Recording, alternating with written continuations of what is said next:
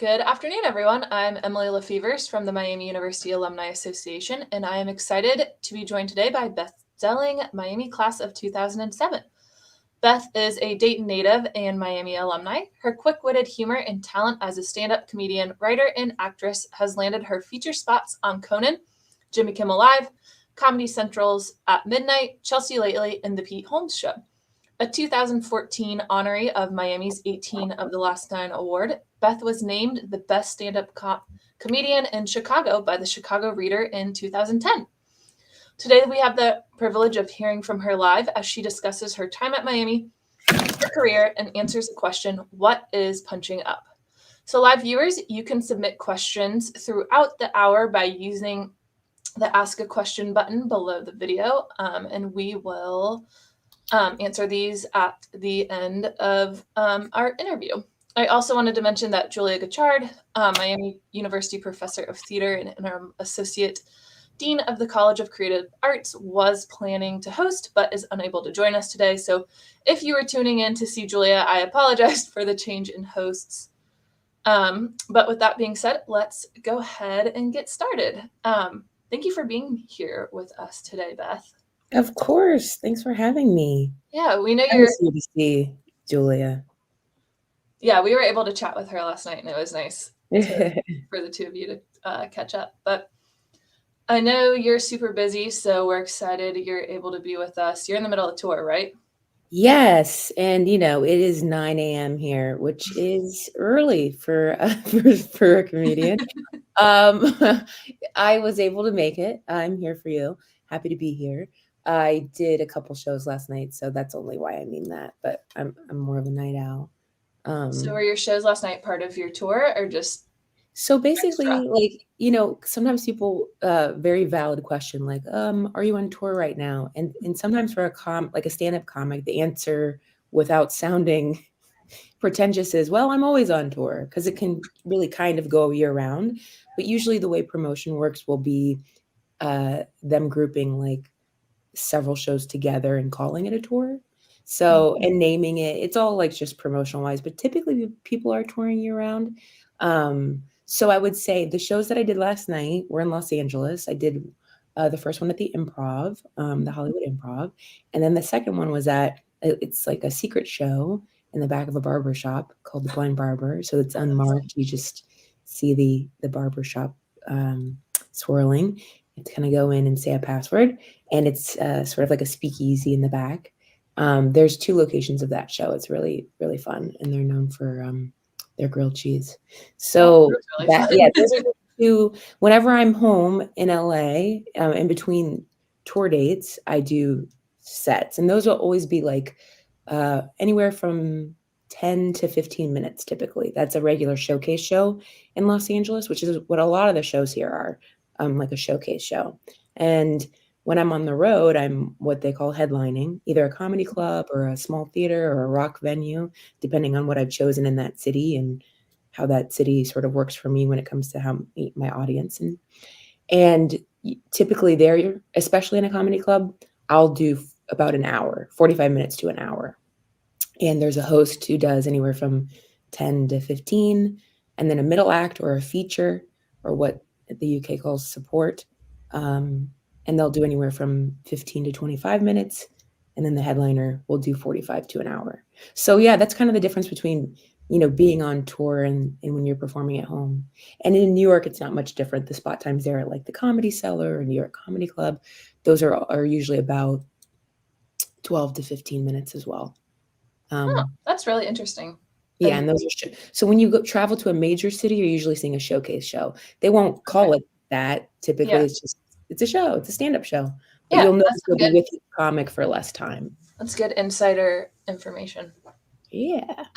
So we want to know a little bit more about you and your choice to attend Miami. So what initially sparked your interest in Miami? How did you learn about the school? What route did you take academically? And were you involved in any clubs or activities while you were here? Yeah, I was pulling up my first theater resume that I ever made. I mean, it's just to try to remember. Like when you asked like what clubs I did, because I know I did some service things like Alpha Highlander or something. I can't remember exactly. I guess I should talk to you about why I chose Miami first, and then I'll go in that order. Um, my brother-in-law, John Ewing, went to Miami. So that was kind of my firsthand experience of seeing someone go to college because he was in about, I want to say I was in 8th grade when he went. And, there's a lot of factors I think when everybody's choosing college: price, location, what they have to offer, program-wise. At the time, I kind of wanted to follow in John's footsteps. He was pre-med, and I always wanted to be a veterinarian. And so I knew I kind of might need to go that route. However, my senior year, I did a internship with a veterinarian, and she kind of actually steered me away from it. In fact, that happened to me 2 other times. I did, like, a national student leadership conference my senior year as well in DC, and we went to Uniform Services University because that's also where, your education in medicine can be paid for as long as you, in turn serve the country. And so that was alluring to me too because I grew up with a single mom, and so I was really working so hard to get scholarships all leading up to college. I was, out, independent ones, and then hopefully through whatever university I was accepted to. But at Uniform Services University, again, the guys that were there that we talked to, because at the time I was like, kind of a class clown. Well, I mean, I was literally voted class clown, but I was sort of always being, funny. It was sort of like that was my thing. And I was I would say actually more outgoing then. I think as the years have gone on, I've become more introverted. And since it's my job, I spend less time doing it interpersonally. Or maybe I just need it less. But the guys at Uniform Services also sort of, I don't want to say the word discouraged me because they weren't saying like, you can't do it. And neither did the veterinarian. It was just interesting that being around them and showing them my personality and stuff and saying what I was interested, they were like, you don't want to do this. And so being steered away from those things when I was searching for colleges, I knew, of course, I could do the pre-med route at Miami since I'd seen John do it. But it was a last minute decision to audition for the theater department. And I was very scared because I did a lot of theater in high school and always played the funny roles, but I really didn't think I would be able to do it at a higher level. That was very intimidating to me. But I did it. I think I signed up and got to do like a blind audition sort of thing. Or I don't know about what I mean by blind. I guess just sort of they fit me in, and it was just kind of one-on-one with Dr. Doan at the time at the CPA. And I can't believe I was able to get through the monologue. I'm like, I'm kind of, I look back and I'm impressed because I don't really do that anymore. But when it comes to live theater, that's how you audition. You perform typically 2 monologues. So, and now it's been so long, I wonder if I could do that, I'm sure. But anyway, and then I was able to actually not only get into the department, but they gave me a scholarship. And that encouraged me even more to choose Miami, especially because I felt like there was a place for me there in the theater department. And then I was pretty much all in from there on out. And also it was about, I want to say, I think 45 minutes from my mom's in Dayton. Yeah, I think that's the full answer to what led me there. And then other programs or things I did in college at Miami, I played club field hockey for a bit. I don't know if I'm in touch with any of the players anymore, maybe 1 or 2, but I do still play field hockey out here in the Santa Monica Field Hockey League. And yeah, I also, like I mentioned the service fraternity, volunteer work and stuff. I did, I also had a couple extracurricular theater things, like the Freedom Summer Project. I was a tour guide for that. And I'm trying to think of what the name of that, another offshoot of that was, which I cannot remember. But we did go to UNC Chapel Hill as a group to do the Theater of the Oppressed conference, which Augusto Boal was leading, and his son Julian Boal. And I was actually just in Chapel Hill performing at Cat's Cradle in Carborough a couple weeks. So it was kind of fun to go down that. I texted some of my theater friends from Miami, and because I was one of the last times I was there with them. I think I visited before. And I'm trying to think of any other, after a while in college, as you know, when you're pursuing your major, that sort of tends to take over. I did mess But with. it sounds like you were really involved with a lot of Yeah, I was, because once you are auditioning for plays at Miami, your rehearsals are at night. And, like I've always, like I mentioned, sort of made for the night. I've always been a night owl. So it was easy for me to do rehearsals at night, and I'm not a morning person. So I would avoid 8 a.m. classes at all costs. And, um, and so, yeah, that also kind of stopped me playing field hockey because I just didn't have time to play at night with them. But Yeah, I it's think hard to. I had a couple more things, I'm sure. You I worked at dabbled Bagel and Deli, in. right? What's that? You worked at Bagel and Deli, right? Oh, yes, of course, I'm sorry. I was also an RA at Collins Hall. Oh, wow. That's a really big thing. Yeah, yeah. In fact, Jessica, one of my, what would you call it? I almost said tenants. Like I was the landlord. One of my tenants showed up to my show in DC at Miracle Theater, and she was like, "Do you remember me?" And I was like, "Jessie." I did, That's and really she cool. married somebody from Miami. So that was really cool to see them, and, I was in a sorority for a couple weeks, and, I remember that process being really intense, and I felt very not into it. I was not into rushing. It was not a good experience for me. I felt very judged, and I don't come from, like, money, and that was also an aspect that made me feel inadequate, and I found the gals at AO Pi to be very welcoming and lovely, and they continue to support me even though I was only there for a little bit. So Oh, still that's they good to still come hear. out to some of my shows Yeah. and are lovely people. So, Well, it sounds like you found your people and where yeah, you feel bagel and deli, best. thank you for reminding me. I feel so bad because that was actually my sort of, Ned and Gary who own it always called it like a fraternity in its own way. So you're right. Like that was my sort of family outside of that was working at the bagel shop. Yeah, we have a question about that came in already that I'll ask you as Okay. we get to the end. So after graduating, what did you do? Did you have a job right away? How did you really break into the comedy industry? So right after graduating, I do believe I still had the keys to Bagel and Deli. So me and my friends went in there, made some sandwiches late night, and then I do believe we walked over to Stanton, which was our original hall, and I think the police came and asked us to leave. And then we had a moment where I thought, okay, am I going to get arrested the day after I've graduated?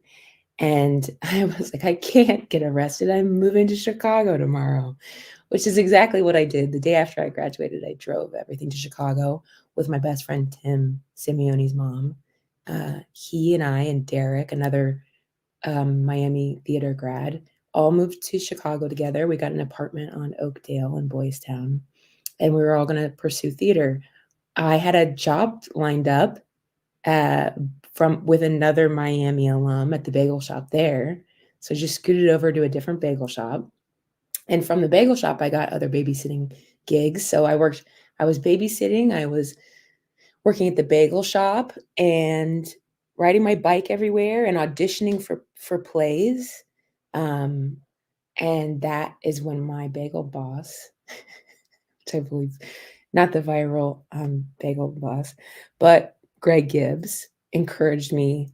He's like, he knew I wanted to do stand up. And now that I was in a bigger city, I was like scared because I had tried it a couple times at Miami at some of the open mics across from Bagel and Deli at the bar that was called Balcony. And he was really encouraging of me to find an open mic and go. He came with me to my first one. And um, so when it comes to did I have some sort of comfy job leaving college as a theater major? No. No, I worked my butt off. I moved there with very little, and same goes for actually for Los Angeles. Um, so yeah, I had nothing cushy set up.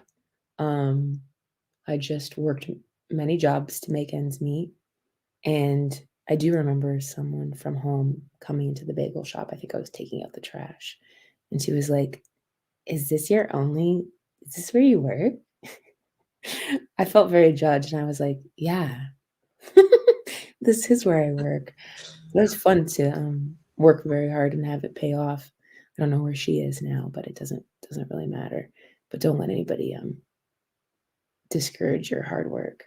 That's another thing that I really care about is wherever I am, I really want to do a good job.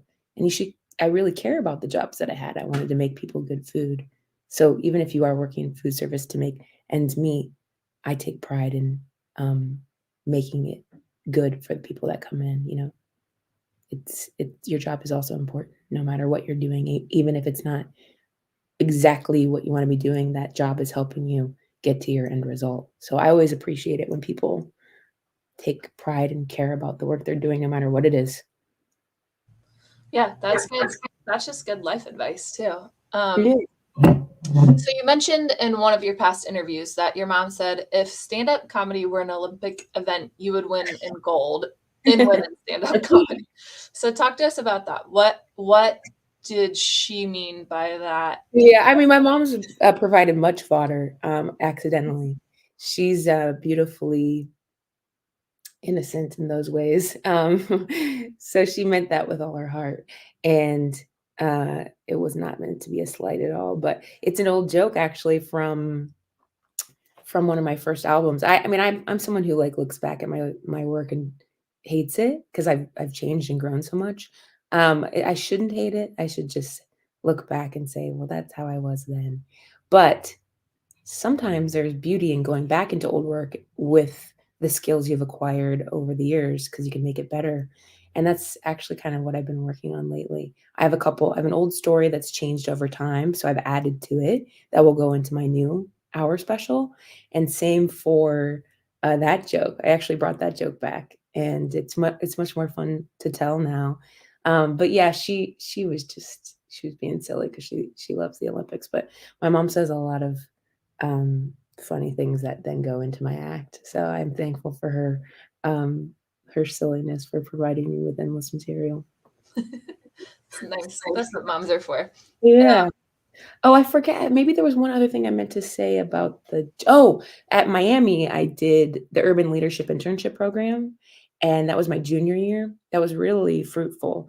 I interned at the school at Steppenwolf, which is a theater school that I believe is still ongoing. And in fact, a lot of uh, maybe even before and after I did it.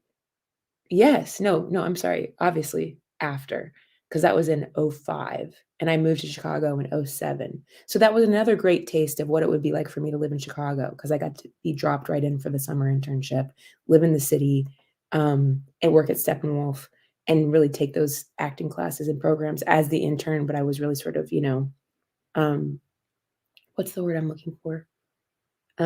Auditing, because even though I was like helping out and doing work, I also got to sort of take them. And so a lot of those students I would then go on later to see in Chicago and even LA, a lot of them out here. Um, I've worked with them since.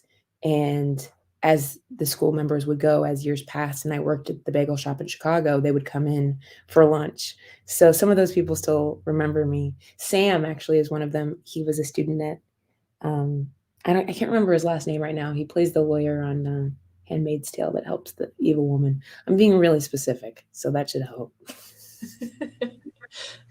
But it's fun to see actors that I serve bagels to out here is all I'm saying.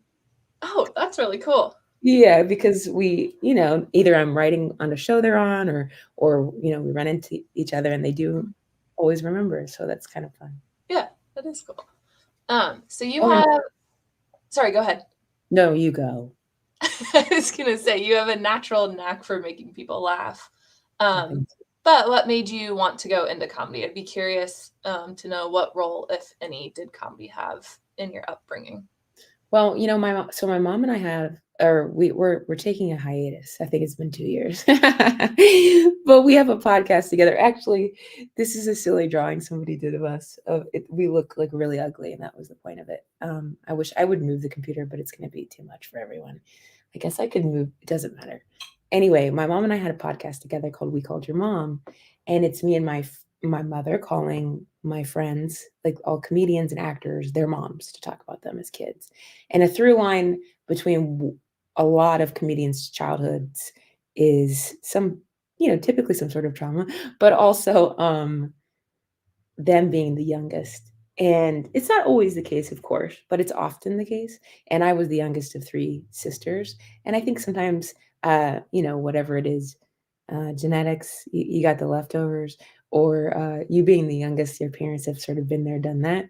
And maybe you're sort of a little more starving for attention now that, there's more kids to choose from. But I will say, I was born into an audience of three, my sisters and my mom. So um, that's kind of where I would say it started for me, was just making them laugh. Um, I just loved that. And anytime, of course, anything was difficult, or we always sort of found the humor in it. I think that's at this point, a cliche for so many in life, like, you gotta laugh through the tough times, but it's true. So it makes it easier, more manageable. So 2010, you were named the best stand-up comedian in Chicago, which is a really big deal. So was this a turning point in your career? And talk about some of the opportunities that followed for you. Yeah, there's that. Oh yeah, I forgot. This was a silly little note I wrote myself. Um, that's that. I always keep it up there as a reminder, because sometimes I'll have imposter syndrome, where I feel like, um, you know, I'm less the egomaniacal stand-up comedian that thinks they should be a star, and more like, should I go on? So the reason I kind of this is actually a recommendation. This is why I shouldn't be a meteorologist. Do you see it? I'm like, how would I? Okay. Anyway, this is a recommendation of my therapist, because it's like a lot of my favorite comedy moments, to remind me how far I've come. I think I have that sort of kid sister mentality, in the sense that I've written for a lot of different people, and sometimes I forget too that I can focus on myself and my own career.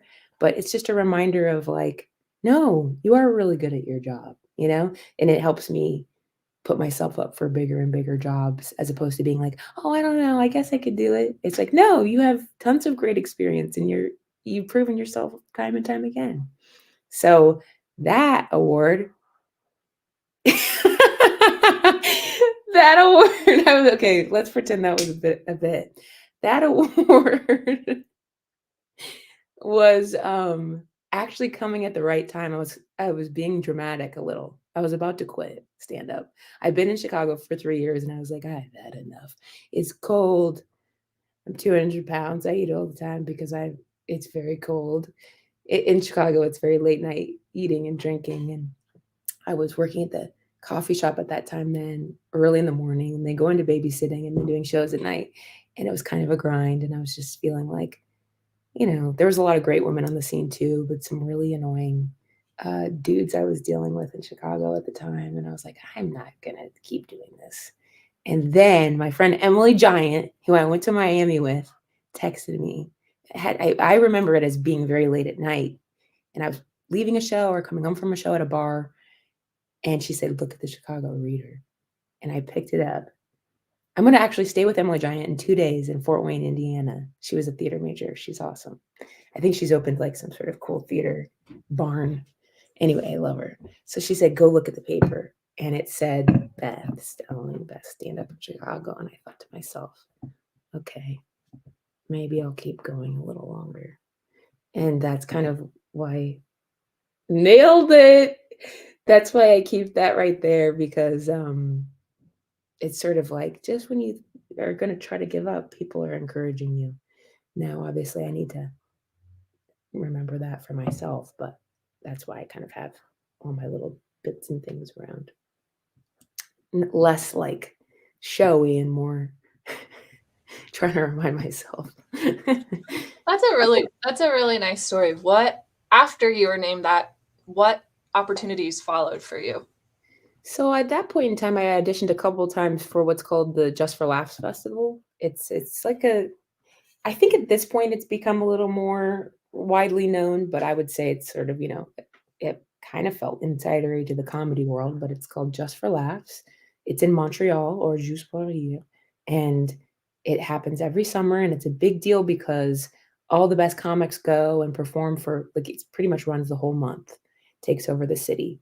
But there's a thing called New Faces, which is a showcase for up and coming talent that nobody knows. And the bookers pick people from all across the country, fly over states and the like, but I mean, often it is New York, LA, and honestly, I was only person from Chicago. So that was scary in its own way. But I guess I'm getting ahead of myself. The point is, I auditioned for several years. Robbie Pra was um, the talent scout, and finally, on that third year, I got that, and I actually was then chosen as a new face of comedy at Just for Laughs Montreal. But it's like a secret, and part of it too is they say, do you have plans to move? And that kind of means you're going to move, right? Because our job is to pick the next best thing. And if you're stuck here, then, you know what I mean? It's like it's an interesting push out of the nest in a way. And now, obviously, times have changed drastically. That's another tangent I could go on. But that's when I got that. And then that sort of pushed me to have to choose to move somewhere, even though, of course, I didn't really have to move. But I was one of the only people from Chicago in my class of 2011. And I call it my class because there's been so many since. And my group of new faces, Montreal, was me, Ali Wong, Gerard Carmichael, Kevin Barnett, who passed away but was an incredible comedy writer, rest in peace. Sean O'Connor, who's a showrunner now for Solar Opposites. Nick Turner, Dan Soder, who's another great comic. Ron Funches. I mean, our class was crazy. So it's sort of like, but that was 11 years ago too. So it's just kind of funny that I mentioned those people because we were the new faces of comedy 10 years ago. And that is what encouraged me to get myself to Los Angeles. And from there, again, I had no job set up whatsoever. I remember someone from Miami, similar to the girl who asked me, "Is this your only job?" Was like, "You don't have anything lined up? What are you gonna do?" I was like, "Figure it out." So I put everything in my mom's Mercury Sable, and because she, for her birthday, was getting herself a new car, and she was generous enough to gift her old one to me. And I put everything I owned in that car, and I drove to LA with the most money I ever saved up, which was like $1,200. And here I am. I also had to get like 3 jobs. So you moved to LA. You obviously now have several specials. You've performed, I don't even know, probably hundreds of shows at this point. How do you come up with material? Do you incorporate a lot of personal stories from over the years? And if so, how do you really handle sharing out this personal information? Yeah, I think it's a great question.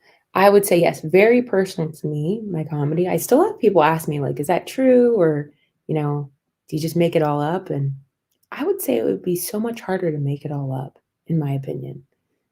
So yes, everything's from my life, my experiences, and but you're right, like you really do have to weigh what you share from your personal life and if that's going to take a toll or not.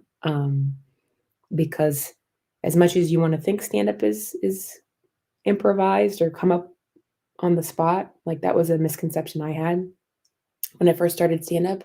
I remember thinking like I'll never repeat material, and that's very funny because as you probably all know, stand up is repetition of a joke and performing it live like it's fresh each time.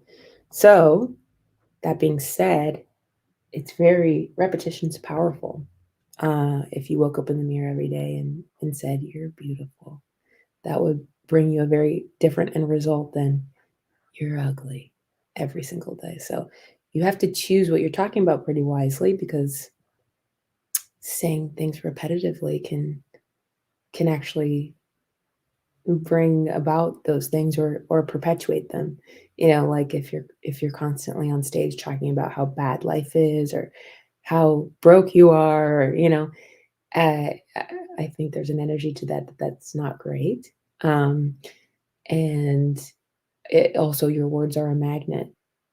So that is how you create your audience over many, many years. It's like drops in a bucket, and sometimes like my Netflix half hour, I would call that more of like a pour in my bucket when you're trying to collect your audience. Exposure makes a huge difference, like how many people can find you. And again, what you've chosen to speak about is going to bring a certain type of people towards you. So if you spew hate speech, or say terrible things because you think you're some sort of edgelord, then your audience is going to be filled with what I would call people that I don't want around me. So I think when you're choosing material and things like that, it's important to remember that that's also going to attract your audience. So I've seen it backfire for many people who present something but are different internally. And if those people that came to see them from what they were presenting knew their internal, they wouldn't be their fan. And that's a bad place to be in my opinion. So speaking then of your audience members, I'm sure being in the public eye and performing for large audiences definitely has its peaks and valleys. So how do you combat heckling and criticism? And this is actually a live question that came in too. Do you have a favorite story of dealing with a heckler or an unruly audience member? I do believe we have a clip, Emma. And that was not set up. Somebody did ask that, and we do have a clip, so I'll go ahead and play that. Yeah, well, I'll set it up really quick because it's not like everybody it's very popular these days now, as I'm sure everybody's stuck to their phones and it's a hellscape, quite honestly. But everyone's succumbed to it because that's like someone runs my stuff because it's bad for you, as I'm sure you're all aware. But see you on TikTok.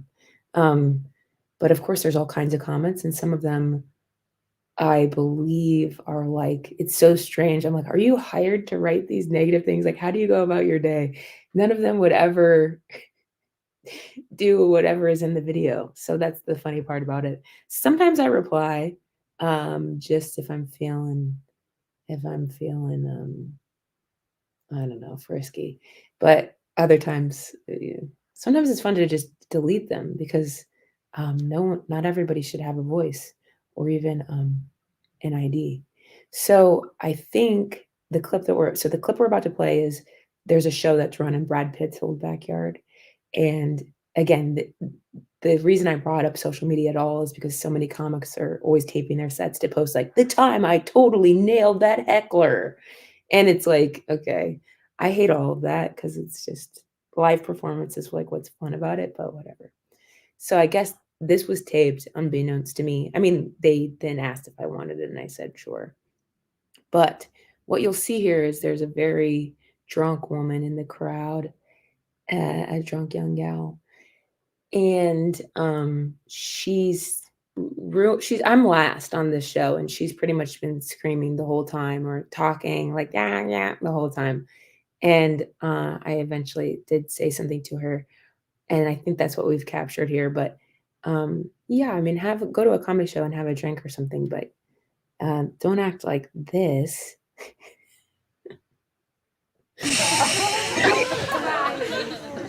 All right. How many minutes has it been? 17.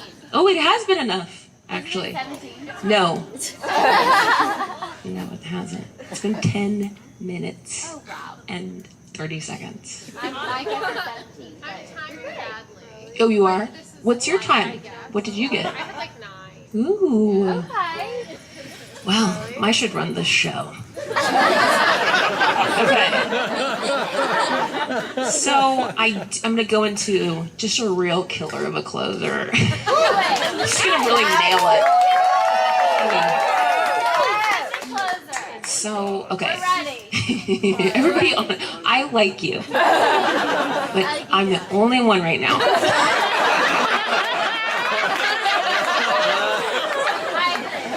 Okay. Let's just, we can do it. I know we can. Yes. I want kids someday. I just don't know if I'm gonna have time to come home and let them out. And she's she's the one who can see her hand. She's like, yeah. He's like talking the whole time. It's bad, but usually in a comedy club, someone like that will be escorted out and given a loaf of bread to soak up all the alcohol. But I feel like that kind of has to throw you off your game a little bit, or does it help give you more material, it's so to annoying. work with? It's so annoying because it's not the end of the world. Like it's just it's a very delicate situation because if I had yelled at her or flipped out or something or said, shut up or something Right. mean, the crowd would have probably turned on me like, whoa, Yeah. lady. So you sort of just have to handle it delicately, even though it is really annoying because people like that are so unaware of themselves that they're ruining the show and punchlines and stuff and talking when you're talking. So, and if you're like me who already has attention deficit, it's like really distracting. Yeah, but again, that it's not like kind of like what I was setting it up as. It's not like that clip's like, and then I totally handled this heckler. You know what I mean? It's just like that is a scenario that happens often, and you just have to sort of roll with it. By that time I was squatting. As you can see, like I started standing and then I was like, you can see me ask how many, because they asked me to do, I think 15 minutes, like we talked about. So I was making a joke, like, have I done enough time? Can I please leave? Because this woman's annoying. And that's how that clip started. And I was like, how many minutes has it been? And she goes, 17. Oh, so we'll transition a little bit out of stand-up comedy, and I want to talk about you writing for television. How did this start, and how did you get into that? It started with I guess like technically it always started with stand-up. So I met producers through stand-up. I met because some of them still do stand-up. Like Christian Duguay worked for Ridiculousness. He's a funny comic, and he would sometimes he would do shows himself. And then I remember doing a show at a Chinese restaurant, and he was talking about Ridiculous, and he's like, well, you never want to write for it, would you? And I was like, yeah, of course. I work at a coffee shop. I'm in my babysit. I'm really trying to get a job that sort of pays more than that hourly. And he's like, oh, well, we'll get you in there. And so Ridiculousness was really the first job that kind of helped me get out of the hourly work. And Dear Dex from Dayton, just like me. And but I never met him. Like sometimes we come into the office and stuff, but I actually never went to set and did any of that. They actually, at one point, I think they asked if I would do warm up for the audience there, and I was like, no, I'm okay on that. I appreciate the offer, but I don't know if I want to. I don't think I'd do very well in that scenario. And then it would be my first television writing job was Crashing for HBO, starring Pete Holmes. It was a Judd Apatow joint, and Judd was just getting back into stand-up, so he was on the scene a lot, and he saw me doing stand-up, and I had done the Pete Holmes show as a stand-up when that was a late night show following Conan. So all those pieces coming together was kind of a perfect storm. The show was about stand-up. I'd done stand-up on Pete's show. Judd was back on the scene seeing me, running into me. He bumped me a couple times on shows, which just basically means a famous person comes in and goes in front of you. And one time I think I was a little sassy about it because I had another spot to get to. And then the call came in and said, you've been offered I already had written a script to show that I can write a script. It was an original half-hour comedy, so usually about 30 pages. And that was about again, my family, not too different from my stand-up, but a script with dialogue, so different in that way from my stand-up. So I already had that as an example of my skill. And then I had a meeting and they offered me the job. So the answer is stand-up got me into television writing.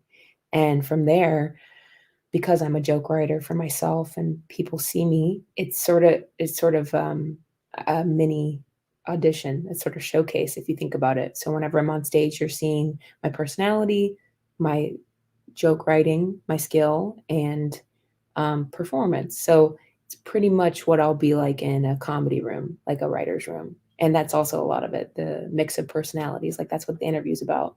It's quite often just to make sure that, you're someone that people can be around every day for anywhere from 8 to 12 to 14 hours. Can you share with us any details on the writing work that you've been doing lately? Yes. I'm trying to think about the last thing I may have done some punch up on. Even maybe your favorite show that you've written for too. Yeah. I just finished writing for Rick and Morty season 8. So Rick and Morty, I don't know, here's Summer. Okay. Hi. Okay, you can't really see her. Again, back to my meteorology skills. So Rick and Morty is coming out right now with season 6. So if that gives you an idea, I wrote on 8. So animation tends to be slower as people are animating it. And that was a very fun job, but you won't see my work on that for a couple years anyway.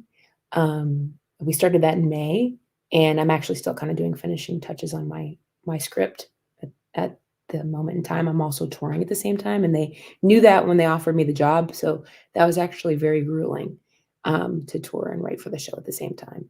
And because I'm getting ready to film my special in Dayton in 3 weeks, I'm freaking out.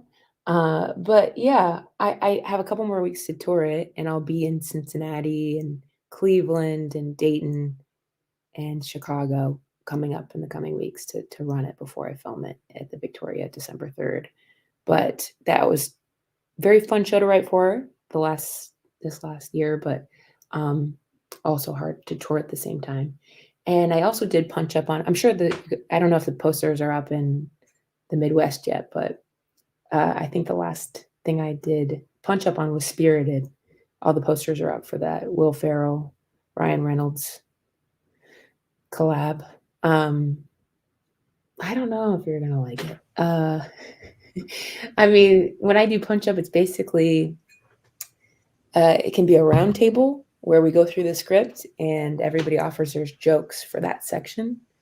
It can also it typically is that going through the script, and punching up is basically being provided a script that you are trying to make funnier. So punch it up. Going through it, I think there's different kinds of it too. Like I would say that the least mark I feel I left, like sometimes it's like you get to, like when I worked on Good Boys in Vancouver, which is these guys, Little Boys movie that came out. It was like a summer movie. I forget the summer, but I think we were filming it in 2018, so it probably came out in 2019. But for that, I was actually the on-set writer, and so that was actually more intense, where I'm actually writing scenes and also punching up with another writer on set, John Phillips. So that is probably the most mark I feel. I'm like, my joke was in the trailer. You know what I mean? Like you get to see something you wrote come out. I think my joke in the trailer was Jacob Tremblay. Okay, getting better. Jacob Tremblay says I'm sorry. One of them says she's a nymphomaniac, and my joke was, he goes, "What's that mean?" And the joke is she has sex on land and on sea. So that played on the national trailer. So like those times are very rewarding, and I'm listed in the credits as associate producer. So like that's another thing about all of this, like TV writing, your credits change over time with experience. However, if you do punch up on a movie, often your name's nowhere. Like I wrote some jokes for Woody Harrelson for his last couple movies, and again, it's not like I'm like, there's no part of me that's like bitter about it, but that's just kind of the way of the world. Like I'm in the Writers Guild, so I'm protected and everything like that, and I'm paid. But when it comes to punch up, it's like someone else writes the script and they hire you to come in and try to make the jokes better or make it as funny as it can be. So that's rewarding for me. And even if I just get to see a joke or something I influenced in the movie, I'll go see the movie, and that's fun for me. because again, like I didn't write the script, so it will say written by that person. Something like Borat 2, that was very secret, so like it was actually listed under a different, even a different project name, which happens a lot. Like, so nothing gets out in email or whatever. So it wasn't even called that. But like, for example, you'll see like a scene. I better not show that one actually. Borat's a bad example to show you. Here, this would be, what's this called? The Bad Guys, which is a cartoon that came out. So like this is like a pretty light page. Let's see. This is a pretty light page, as you can see. Like I check mark, which is like a system I have for like, I think that's a funny joke, and you'll see that like I've just like I'll go through page by page, and that's my funnier joke for that. So again, that's a bit of a lighter page because I'm sure it worked. But here's a heavier page if I'm trying to punch that up, or if they have a specific directive for me on a particular character. But yeah, that's kind of my job, and I can cool. I also do it digitally. Like I sometimes prefer scripts when I'm sitting there. I have ADHD, and so I sort of like sometimes I need something physical in front of me. But also there's really cool script apps called Scriptation, which you can do that on your iPad. You load the script in, and I do that sometimes too. Like I did that for book club too. So then I'll be especially when everything went to Zoom. So then I'll have you guys here, and then I'll have my iPad with my script, and we'll go through, and I can just scroll through because you have your pen on the iPad. So it's just however you feel. But I hope I described that correctly. Yeah, you did. And that was actually my next question, was going to be explain punch up comedy to us, which I didn't realize that movies hired people to then come in and make their script funny. So that's yeah, all cool that hands you're on able to be deck. part of. That is sort of a bit of a, I guess you could call, I don't know. The sentiment I was about to express is there's nothing, I think now being in it so long, there's nothing I love more than when you watch an award show or something and you can tell the star or the person who's winning is like, I couldn't have done this without, and then they name so many people or the people around them. Because the opposite of that is the star being like, thank you. And it's sort of like, or even just the writer saying thank you, because it's such a group effort. And Scott Marder at Rick and Morty, who's the showrunner there, he has been there a couple years now, really making it hum. He's like, it's a team sport. He's very, because I'll go off on my script and I'll bring it to him, and then he made some really great structure changes and added such great jokes to my script, and I was like, thank you so much. He's like, it's a team sport. And it's true. There's so many people involved in making something the funniest it can be. But as a stand-up comic, sometimes you forget, especially that's the world I'm coming from. It's just me. Like I wouldn't want anybody to write my jokes. And in fact, I'm constantly, sometimes people will still come up to me. Did you write that? It's like, what, you think I hired Kevin Hart to write jokes about, like whatever, guinea pigs? It's sort of like, you're so used to being solo. So to come into team writing and get to enjoy the group effort is wonderful. And that's even opened me up to, me and my friends sometimes, punching each other's jokes up or something like that, which I never would have been open to before. Because it's like, I want to make sure I wrote it. I would never want to steal. I would never want to, and nowadays that's really tough because everybody's a comedian. Yeah, I'm sure it is nice to be able to work on a team every once in a while since you are so used to being solo. Yeah. But speaking of that, you are currently on your Petty Betty tour. Yeah. And on December 3rd, you are performing at the Victoria Theater in your hometown. So what does this show mean to you, and what went into deciding to make this the show you were going to film for your special? Yeah, my friend Mo Welch, she's a comedian and one of my best friends, and she was like, you're doing that hometown theater, we should film it, let's make it the next special. And that was like when I was still, in the thick of everything. And I thought that's a good idea. Now, as we get closer, I'm like, oh God, I usually like to run it more before I film it, without another job going at the same time. Like before I filmed my HBO Max special Girl Daddy, I was just touring for 3 months straight with no other writing job going.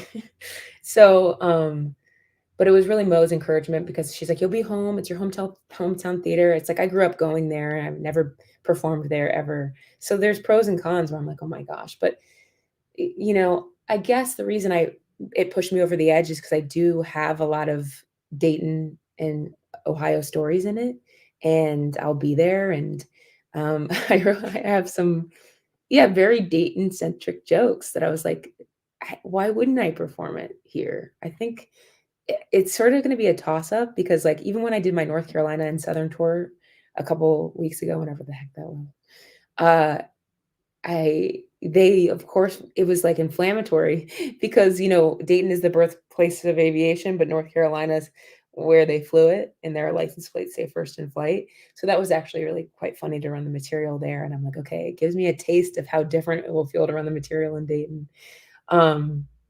Which I actually just wrote a tag for that joke. I had to write it down. But this is how you were asking me how I write. It's like sometimes I'll just write an idea down. This is really big because I'm going to put it up on the wall as I'm trying to figuring out the rest of my order for my set. But yeah, I was just saying how it's funny. Our greatest pride, like our motto being the birthplace of aviation, it's based on men who literally wanted to fly away.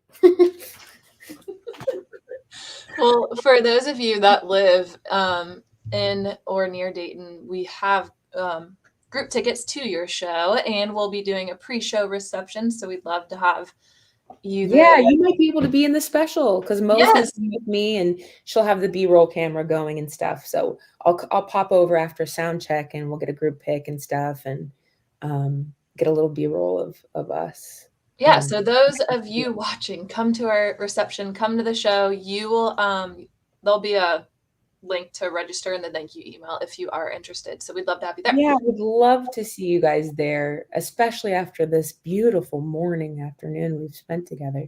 Yeah. But yeah, Saturday, December 3rd. It's in a couple weeks, 3 weeks, I think. Yeah.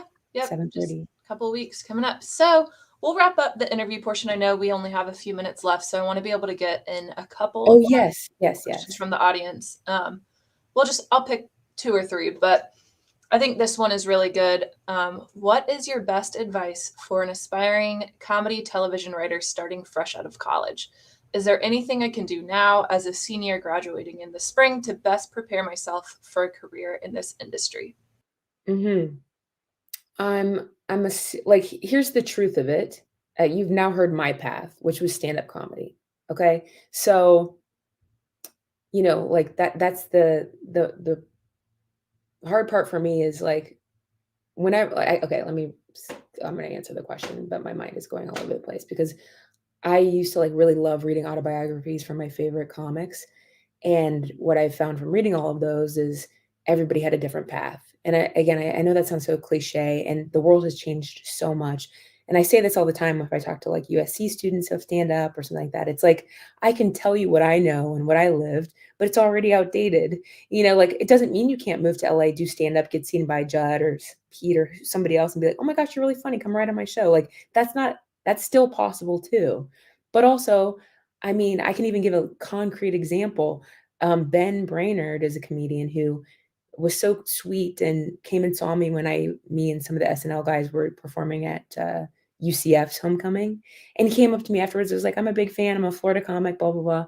Since then, he's blown up on TikTok, has millions of followers. Like he's doing clubs too. So it's like, I could give you advice, but then, to somebody who even maybe looks up to me, like Ben, who's so like such a sweet and funny guy, but he's, arguably bigger than me. So it's sort of like, and I know that sounds so silly to say bigger than me, but I just mean in terms of this freaking internet world, like it's not, I don't mean to make it sound like any sort of competition, but as I'm sure a lot of you guys feel the pressures, like followers can sometimes feel like power or how you're going to get somewhere, and in some ways that is true because he is touring the country because he has so many followers and he's also talented, but it means that sometimes equals money and people coming out to see you. So I guess it's tough because I want to encourage you to like, do what feels right to you. If that's stand up and showcasing yourself in that way, great. If but it's like the last thing I'm going to do is be like, start a TikTok and go viral. Like you can't, like, that's not advice. So I think to prepare yourself is still doing some of the old ways, which would be reading those screenwriting books, or this, like the screenwriter's Bible, is what it's called, Trotter, or Save the Cat, or like, I feel like when you can read all the very well known script writing books, then you can forget it if you need to, but you at least have that base. Before I wrote my sample script, I had the access, but you can find it too online. I had the access to all of the scripts that networks picked up that year through my agency. And also, I'm happy to always share if needed, but you usually can find it on the internet. But I read every single one of them and tracked them. And then I thought, and even sometimes you'll read them and go, this is what got picked up. I can do that, and that's good. Have that confidence. So I read everything before writing my own so I could get the structure down. But that being said, like, I I would encourage you to, as much, people say, should I write a spec like of Modern Family, or should I write my own original? It's like, if you have the time and the drive, write them both. I mean, I would lean more towards original personally, but I think in any way that feels right to you, because the answer really is people are drawn towards originality. Like, of course you can start a TikTok, but the things that go viral, it's like sometimes it's just a flash in the pan anyway. So you want to build a base that can support you for years. It's not a sprint. If you would like to make it your career, it is a marathon. Um, and it's kind of one of those things where you'll want to build lasting relationships and people you enjoy working with and trust, and show that, like, people can rely on you for your good work in that way. So I think my advice is going to be my experience, which is, for me, stand up, because I feel like it's a good showcase. But I meet writers all the time who would never, ever want to get on stage and perform. And that's okay too. So I think if that's your path, an internship, if possible, is not a bad idea. The trouble with that sometimes is, if you are working for a major writer or a connect through Miami or something, it doesn't always lead to that writing job. Sometimes, like, I've also seen a lot of good writer's assistants not be able to advance, and then some of them advance. Being a writer's assistant is often the way into a show. Several shows I've written on, you start as writer's assistant, which is basically transcribing everything everyone's saying. It's the hardest job in the room, and you're the least paid.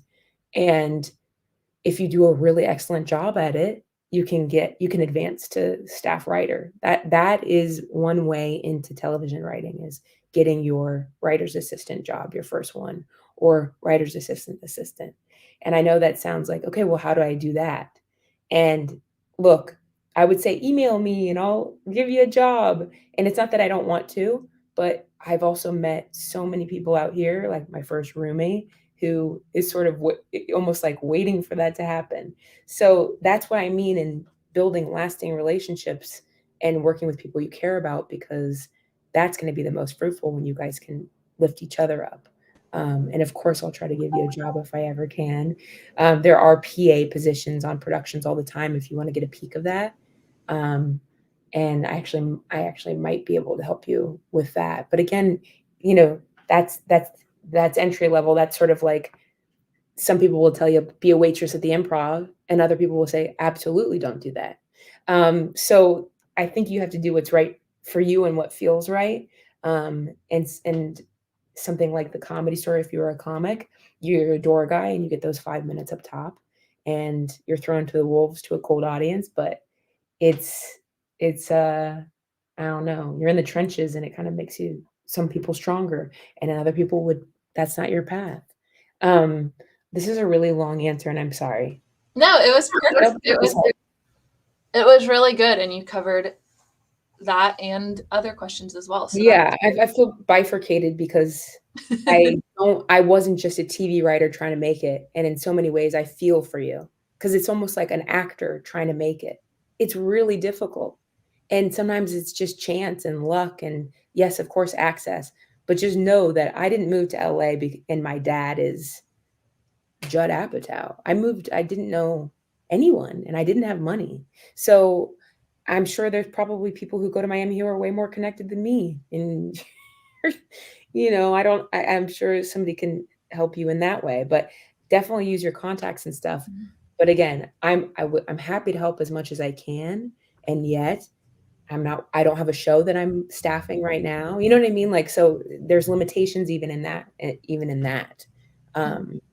But yeah, if you're willing to kind of do the work, you'll get that experience as a PA or a writer's assistant. And that is one option to come up.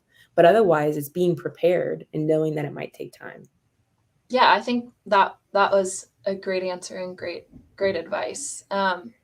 So it looks like we are at our hour, so we are out of time today. I apologize. There was a lot of questions that came in. So if we weren't able to get to your question, I'm sorry. We have to end it right now, or should we try to get 2 more in or something? Are you okay with that? Do you have time? Yes, there's a lot of questions. Let's try to rapid fire them. Yeah, if you have time. Okay, perfect. Yeah, we just wanted to be mindful. I know you're super busy. So, okay, here's a quick one. But I love procrastinating, Emily.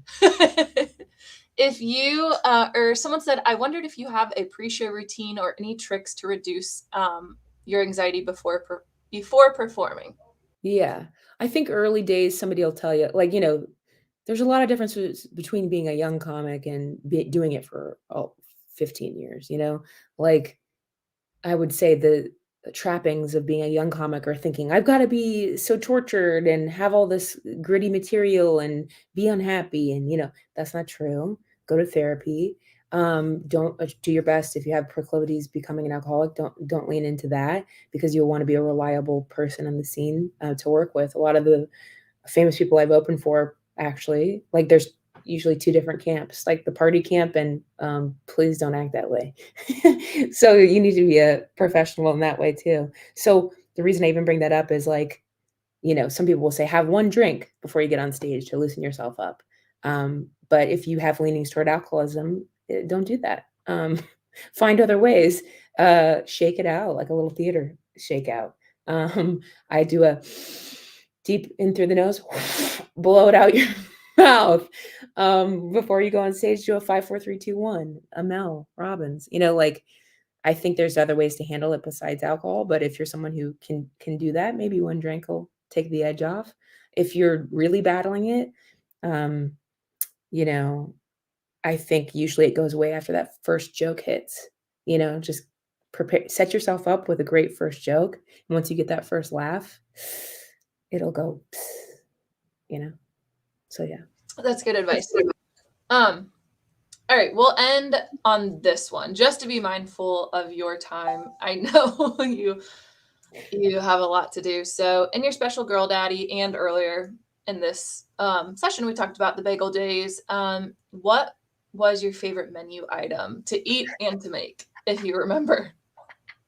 Okay, I think at Miami it was probably a Cool Jules veggie cream cheese turkey. Is it provolone? Yeah, Sprouts mustard. Yeah, I can't remember what's on that one. Yeah, I think I nailed it. It's on a Bialy. I loved that one. I don't know. I liked a Mr. Turkey. I'm trying to remember what I liked there. And then it changed, because there's some really good ones at CBA in Chicago, at Chicago Bagel Authority, like Mikey's Munch. Yeah, a couple of the little names. And of course, like, everybody loves Messy Katie. Somebody yelled Messy Katie at the DC show. It might be cold, but we could bring you a bagel and deli sandwich to Dayton if you wanted one. Ned's coming with Bonnie, his wife, and they were like, should we bring bagels? I'm like, part of me is like, I wish I could have them cater it, but they'll be gross by the end of it. Yeah, I don't know how well steamed bagels travel. Probably not. Travel well, they do not. But you do, if you do marry somebody from Bagel and Deli after you've worked there, you get one for your wedding. Really? Mm-hmm, you get a steamer. Huh. That's pretty cool. Yeah, it's rare, but my friend Marissa married a guy who worked there. I think he worked there just so they could get the steamer. Just to get the bagel. Yeah, if you're dating someone and you're going to get engaged, just like work there for a month. Exactly. Well, thank you so much, Beth. It was truly a pleasure to talk to you. We had so many nice comments, and people really enjoyed this. So if you enjoyed it, come to one of her specials. Or tweet at me because, nobody's on there anymore. So I'll see it and let me know how. I didn't see any of the chat. I was just over here pointing to stuff. Oh, also see this? This is Strange Planet, which is Nathan Pyle. So I'm the one with the cello because I play the cello. Can you see it? We can see it. It's called, yeah, there you go. Yeah, I'm the one who has the cello. I'm scared to do the pointing thing again. There you Here's go. me. But Nathan went to Alter in Dayton, and he does those little blue beings on Instagram, which blew up. And then him and Dan Harmon created a show that will be on Apple upcoming that I wrote on. That's really cool. Yeah, and then Nathan, as our writer's room gift, gave us that, which was really sweet. Yeah. I know speaking of TV writing, though, there were actually a lot of changes that happened after the writer's room. So it'll kind of be a surprise for me, actually, how the show turns out. But I'm still very excited to see. Yeah, I like how you have everything behind you that showcases your work. Oh, here's that fun, silly little photo of me and my mom now that we're really moving. Wait, hold on. Look how somebody drew us ugly. Oh, yeah, you can really see it now. Here's me and Sarah on I Love You, America, where I'm there's me and there's Sarah Silverman, and this is her where we would work on the monologue because I was mostly just doing punch up for that. But yeah. Very cool. Well, thank you again for your time today, and thank you to all of you that tuned in and submitted questions. We invite you to check out our other upcoming webinars by visiting alumlc.org/MiamiOH. And just a reminder, like I said, for those of you in Dayton, though, there will be a link in the follow-up email that goes out, and that's also on our website, miamialum.org. Thank you again, Beth, and to all of you that tuned in, and have a great rest of your day in love and honor. Cheers.